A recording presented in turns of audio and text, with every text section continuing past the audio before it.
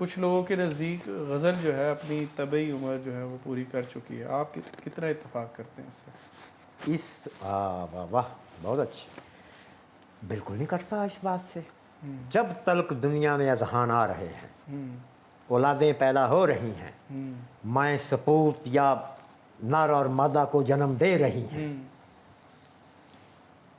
کوئی شاعرانہ صنف کے امکانات محدود نہیں ہیں ٹھیک ہے، جب تلک اذہان آ رہے ہیں۔ ٹھیک ہے، یہ سوال جو ہے نا کہ اردو غزل یہ صنف اپنے طبعی امکانات پوری کر چکی ہے، اس کے پیچھے بھی وہی بات ہے۔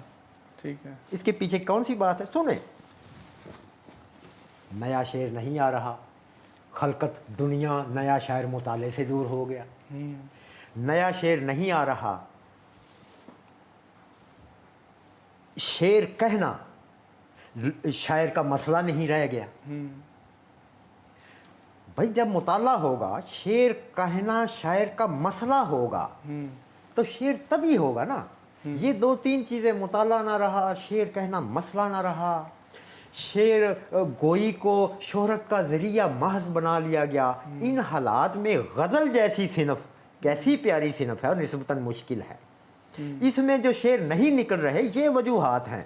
یہ وجہ نہیں ہے کہ یہ صنف جو ہے اس کے امکانات محدود ہو گئے، یہ وجہ نہیں ہے، اس کے تو بے شمار امکانات ہیں۔ اب بھی ہمیں خال خال شعراء ایسے موجود ہیں، ہم آپ جانتے ہیں ان شعراء کو جنہوں نے غزل، اردو غزل کا بیڑا اٹھایا اور اس میں ایسا ایسا کمال کیا کہ سبحان اللہ۔ صرف وہی یہ بات کرے گا جو یہ تین چار چیزیں نہ پورا کر پا رہا ہوگا، مطالعہ نہ کر رہا ہوگا، شعر کہنا اس کا مسئلہ نہ ہوگا، شعر گوئی اس کے لیے محض حصول شہرت کا ذریعہ ہوگا، وہی یہ بات کرے گا۔ دل شاعر رکھنے والا جری ایسی بات کبھی نہ کرے۔